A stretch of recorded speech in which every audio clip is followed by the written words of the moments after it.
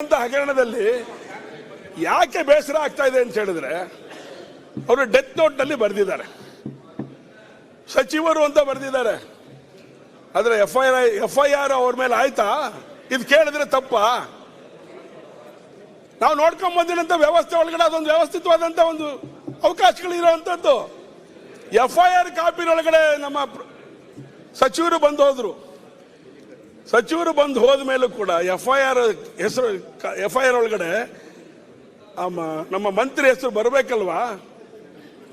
ಹೇಗೆ ಅನ್ಯಾಯ ನಡೆದಿದೆ ಅಂತ ತಮ್ಮ ಗಮನಕ್ಕೆ ತರ್ತಾ ಇದ್ದೀನಿ ಮಾನ್ಯ ಅಧ್ಯಕ್ಷರೇ. ತನಿಖಾ ತಂಡ ಹಾಗಾಗಿ ನಾನು ಕೇಳ್ತಾ ಇದ್ದೇನೆ, ಈ ಎಲ್ಲದಕ್ಕೂ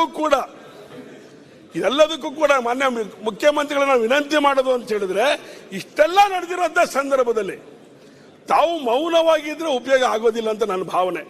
ಒಳ್ಳೆ ಕೆಲಸಗಳನ್ನು ಮಾಡಿದಿರುವಂತವ್ರು ನೀವು ಇಲ್ಲ ಅಂತ ನಾನು ಹೇಳೋದಿಲ್ಲ. ಆದ್ರೆ ಒಂದು ಆತ್ಮಹತ್ಯೆ ಆದ್ಮೇಲೂ ಕೂಡ ಆ ಕುಟುಂಬಕ್ಕೆ ನ್ಯಾಯ ಕೊಡದೇ ಇರೋಂಥ ಮುಖ್ಯಮಂತ್ರಿಗಳು ನಮ್ಮ ಶಿವಮೊಗ್ಗ ನಮ್ಮ ರಾಜ್ಯಕ್ಕೆ ಬೇಕಾ ಅಂತ ಕೇಳಬೇಕೋ ಬೇಡವಾ? ನಾನು ಒಂದು 25 ಲಕ್ಷ ರೂಪಾಯಿ ಕೊಡಬೇಕು ಅವರಿಗೆ, ಆ ಇಬ್ಬರಿಗೆ ಗಂಡು ಮಕ್ಕಳಿಗೆ ಓದಲಿಕ್ಕೆ ಅವಕಾಶ ಮಾಡಿಕೊಡ್ಬೇಕು. ದತ್ತು ತಗೊಳ್ಳಿ ಅವರನ್ನ. ಇದನ್ನ ನಾನು ಬೇಡ್ತಾ ಇರೋಂಥ, ಆಗ್ರಹ ಮಾಡ್ತಾ ಇರೋಂಥ ಒಂದು ಸಂಸ್ಥೆ ಇದು. ಈ ಸಮಸ್ಯೆ ಪರಿಹಾರ ಮಾಡಿ ಅಂತ ಕೇಳ್ತಾ ಇದ್ದೀನಿ ಮುಖ್ಯಮಂತ್ರಿಗಳಿಗೆ. ಹಾಗಾಗಿ ಮುಂದುವರೆದ ಒಂದು ಮಾತು ಹೇಳ್ತೇನೆ, ಈ ಸಮಸ್ಯೆಯನ್ನ 25 ಲಕ್ಷ ರೂಪಾಯಿ ಕೊಡ್ಲಿಕ್ಕೆ ಸರ್ಕಾರದಲ್ಲಿ ಹಣ ಇಲ್ಲ ಅಂತ ಆದ್ರೆ, ಅವರಿಬ್ಬರಿಗೆ ವಿದ್ಯಾಭ್ಯಾಸಕ್ಕೆ ಕೊಡ್ಲಿಕ್ಕೆ ಶಕ್ತಿ ಕೊಡ್ಲಿಕ್ಕೆ ತಾಕತ್ತಿಲ್ಲ ಅಂತಂದ್ರೆ ಬೇಕಾ? ಅಲ್ಲ, ಇದು ಮೂಲಭೂತವಾದಂತ ಪ್ರಶ್ನೆ. ಈ ಮುಖ್ಯಮಂತ್ರಿ ಸರ್ಕಾರ ಬೇಕಾ ಅಂತ ಹೇಳಿ. ಹಾಗಾಗಿ ಆ ಕುಟುಂಬಕ್ಕೆ ನ್ಯಾಯ ಕೊಡುವಂತ ಮುಖ್ಯಮಂತ್ರಿಗಳು ಆ ರೀತಿಯ ಮಾತುಗಳನ್ನು ಆಡಬೇಕು ಅಂತ ನಾನು ವಿನಂತಿ ಮಾಡ್ತೇನೆ. ಇಲ್ಲ ಅಂತ ಹೇಳಿದ್ರೆ ನಾನು ಇನ್ನೇನ್ ಮಾಡ್ಲಿ? ನಾನು ಕೊಡಬೇಕಾ ಅವ್ರು ಕೊಡಬೇಕಾ? ಏನು ತೀರ್ಮಾನ ಮಾಡ್ಬಿಡಿ. ಅಲ್ಲ, ಮಾತಾಡುವಾಗ ಅವ್ರು ಹೇಳ್ತಾರೆ, ತಾವು ಕುತ್ಕೊಳ್ಳಿ ಸಾಕು ಹೇಳಿದ್ರೆ. ನಾನು ಕೊಡಬೇಕಾ ಮುಖ್ಯಮಂತ್ರಿಗಳು ಕೊಡಬೇಕಾ? ತೀರ್ಮಾನ ನೀವು ಮಾಡಿ. ಸನ್ಮಾನ್ಯ ಅಧ್ಯಕ್ಷರೇ, ಏನ್ರಿ ಇದು? ಹೇಳಿದಾರ್ರಿ ನಿಮಿಷ ಸಭಾಧ್ಯಕ್ಷರೇ, ಸರ್ಕಾರಕ್ಕೆ ಮನವಿ ಮಾಡ್ರಿ. ಅಲ್ಲ, ಸರ್ಕಾರಕ್ಕೆ ಒತ್ತಡ ತರ್ರಿ, ಮನವಿ ಮಾಡ್ತಕ್ಕಂಥ ಸಹಜ ಇದೆ. ನೀವು ಕೊಡ್ತೀರಾ, ನಾನು ಕೊಡ್ಬೇಕಾ? ನೀವು ಕೊಡಿದ್ರೆ ಸರ್ಕಾರ ಇರ್ಬೇಕಾ? ಇಂತ ಮುಖ್ಯಮಂತ್ರಿ ಬೇಕಾ? ಒತ್ತಡ ಹಾಕಿದ್ದಾರೆ. ಒತ್ತಡ ಹಾಕಿ ಅವ್ರ ಮತದಾರ ಸರ್ ಆಗ್ಲಿ ಸರ್, ಮತದಾರದ್ರು ಕೂಡ ಏನಂದ್ರೆ, ಅಲ್ಲ 25 ಲಕ್ಷ ಕೊಡ್ರಿ, 50 ಲಕ್ಷ ಕೊಡ್ರಿ ಸರ್ ಹೇಳ್ತಾರೆ. ಕೇಳಿ ಎಷ್ಟು ಕೊಡ್ತೀರಾ ಹೇಳ್ರಿ?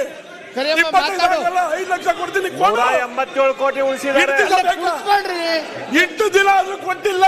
ಸಂತೋಷ್ ಲಾಲ್ 187 ಕೋಟಿ ಸರ್ಕಾರಕ್ಕೆ ಉಳಿಸಿದ್ದಾರೆ. ಸನ್ಮಾನ್ಯ ಅಧ್ಯಕ್ಷರೇ, ಇಷ್ಟು ದಿನ ಆಯ್ತು, 1.5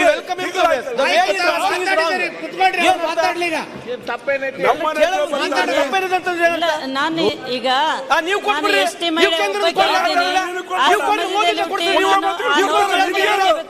ಮಾತಾಡ್ತಾರ ನಿಮಗೆ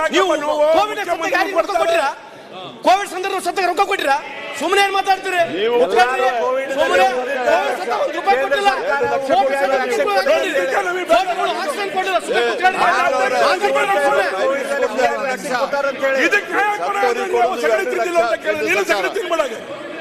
ಮೈನಿಂಗ್ ದಲ್ಲಿ ಏನ್ ಮಾಡಿರಿ ಗೊತ್ತಿದೆ? ಈಗ ಯಾಕಪ್ಪ ಸನ್ಮಾನ್ಯ ಅಧ್ಯಕ್ಷರೇ, ಕೊಟ್ಟಿಲ್ಲ? In this there is no provision, only a discretionary power. It is a discretionary power of CM.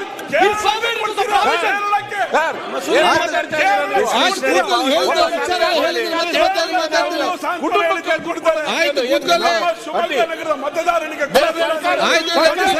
ಕೂತ್ಕೊಳ್ಳಿ, ಕರ್ಮ ಮಾತಾಡಿ. ಕರ್ಮ ತಾವು ಫಸ್ಟ್ ಟೈಮ್ ಆಗಿದ್ದೀರಿ. ಸನ್ಮಾನ್ಯ ಅಧ್ಯಕ್ಷರೇ, ಕೂತ್ಕೊಳ್ಳಿ. ಆಯ್ತು, ಮಾತಾಡಿದ್ರಿ.